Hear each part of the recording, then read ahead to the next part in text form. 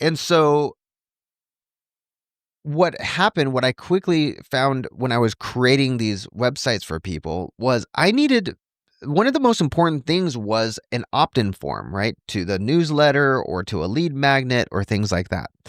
And I quickly found that it was harder to create those than I expected because some people had a MailChimp, some people had Constant Contact as their email newsletter thing. Some people had Infusionsoft, some people had there were all these different tools and all of them had a different API.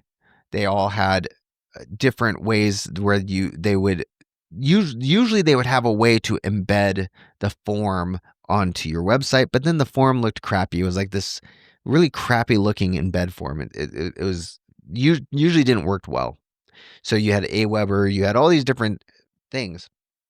I wanted beautiful looking forms. I wanted whenever I would go and look at websites that I liked, their opt-in forms always looked beautiful, right? It always looked good and always looked appealing, like it was professional. But you either you either had a plugin that didn't create it created a beautiful form, but it didn't work with the email newsletter provider, their API, or it had it or you can use the embed form from the email provider and it looked like crap.